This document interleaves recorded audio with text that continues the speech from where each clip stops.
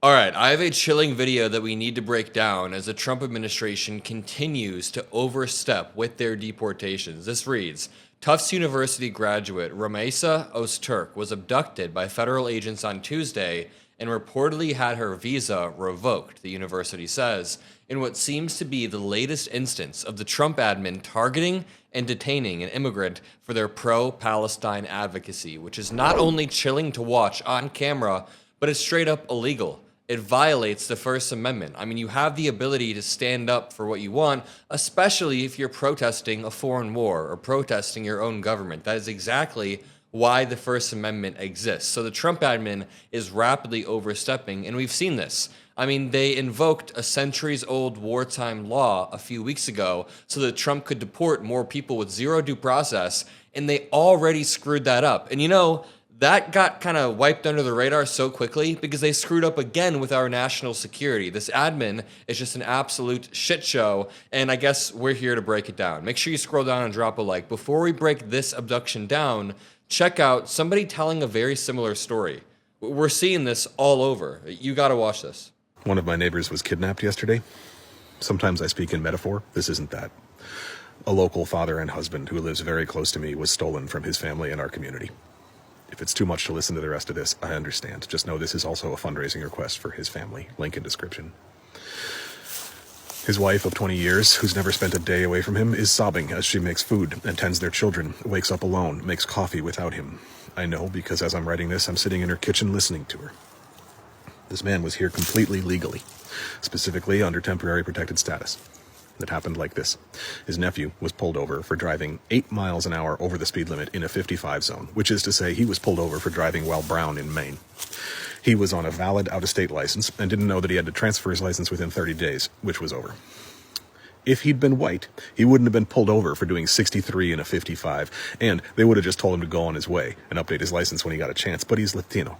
So they gave him a $450 ticket and told him he had to find someone else to drive the car home. He called his uncle, who happily came out, displayed his legal Maine license to the cops. Purely because he speaks Spanish. The cops demanded his papers. They took pictures of everyone on their personal phones, informed dispatch, and dispatch called Border Patrol, who came and kidnapped both the uncle and the guy who was driving's wife. They released the guy who was driving's wife alone at 1 a.m. in the middle of the woods, 2.5 hours north of her home and family. This is a beautiful young woman in her early 20s who speaks no English, thrown into the north woods alone at night with no idea where she is. They kept the uncle. ICE refused to tell anyone where he was, denied he was in custody for hours, and his son was calling repeatedly and asking, and they said, nope, nobody here. Finally, he was able to call his family, tell him he'd been in custody all along. Now, his family is terrified to go outside and terrified to be at home. This is a legal resident of the U.S. here with proper documentation, kidnapped by a secret police force and taken to an undisclosed location. His family is left without their beloved husband, father, and uncle, and without their primary breadwinner. I wish you could see his wife sobbing and screaming, talking about how in 20 years they've never spent a day apart, how she can't eat because of how horrifying the not knowing is, not knowing where he is, what's being done to him, what their family will do if he's kept in some black site forever, deported to a labor camp in some country he's never been to, how she's terrified to speak about it at all publicly because she fears blowback against her children and family. This is happening to my neighbors in a town of 1,200 people in rural Maine, and most of my neighbors have no idea because the family is too terrified to talk about it. This is happening to your neighbors. People are being disappeared. Families of legal immigrants are being torn apart as we speak. The level of grief and anger that I'm navigating is pretty high. I feel physically sick to my stomach with it. I feel an itch towards action, increasing every day like a constant physical pull. I work hard to balance that with the knowledge that my programming as a white guy makes me one of the worst people to decide tactics and strategies. I have the most internalized glorification of violence and heroics, and I'm at the least risk of suffering blowback. So I follow the leadership of impacted communities as best as I can, and I feel physically ill. One thing I can do is use my platform to try and support my literal neighbors who are now in a horrifying situation. Every part of this is going to cost them financially in ways that are hard to describe. They may never see their husband and father and uncle again. They may have to flee. They're absolutely in for a legal battle which will cost thousands and thousands of dollars in a system that is completely stacked against them. And they still need to make rent and eat in this economy, now without their primary breadwinner, under escalating threat of being kidnapped themselves. So I'm asking you to consider your position relative to theirs right now and chip in what you can to the fundraiser below. I'll link the fundraiser as well. And there's actually more to the video, but I mean, this is a good opportunity to play the kidnapping that we just saw. Check this out.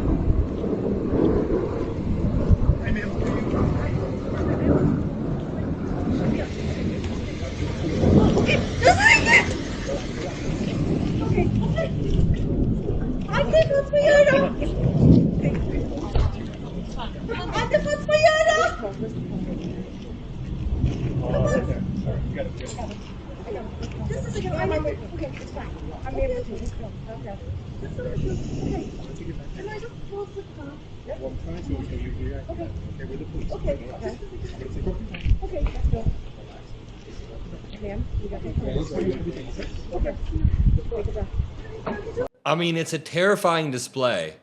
My dad is Syrian, right? He's Muslim.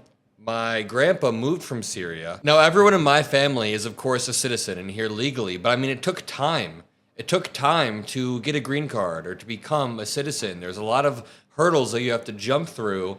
So, I mean, seeing somebody with a headscarf walking around and being essentially profiled and then basically violently detained, grabbed, pulled away, ripped away from their life, just wild. Video of Ozturk's arrest captured by a home security camera shows a student being apprehended by a group of 6 people in plain clothes whose faces are covered by masks and hats. Tell me why we're deporting students. Aren't students, like the best and the brightest from other countries, exactly who we want coming to our country?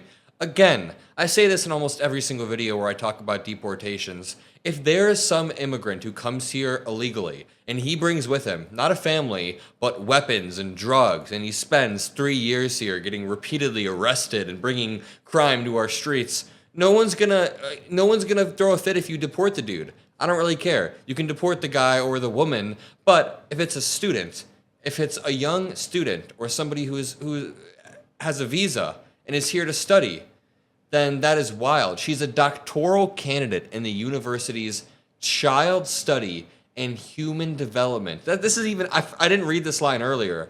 This is like comic book evil. If I wrote a script, I would not make the Trump admin deport a young woman who is a doctoral candidate in child study and human development.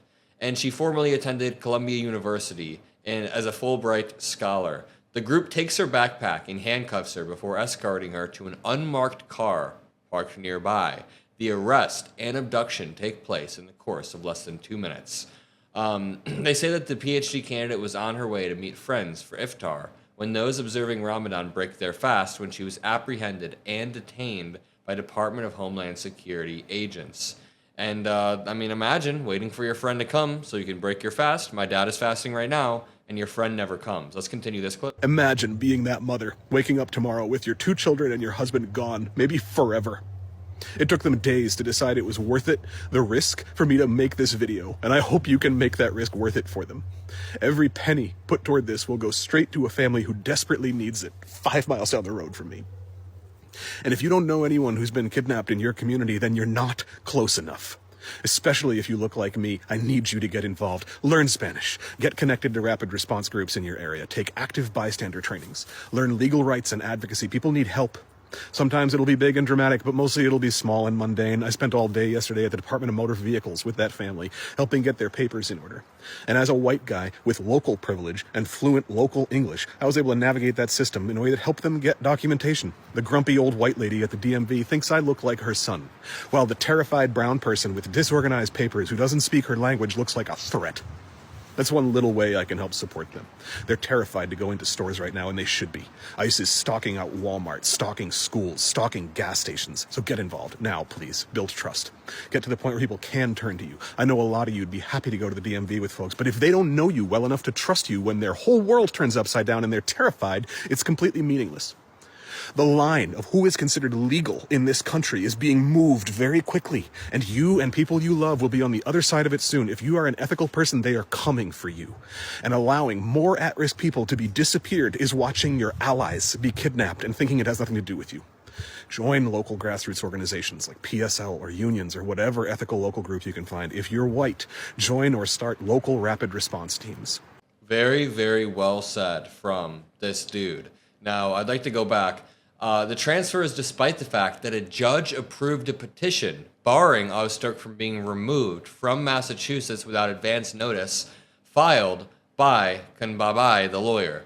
So the Trump admin has been openly defying court orders when it comes to anti-immigrant onslaught. So even though this doctoral candidate for child studies and human development was ordered not to be deported, she still was. That's terrifying, and I'll leave it at that. Drop a like, subscribe. I love each and every single one of you, and I'll see you in the next video. Peace out.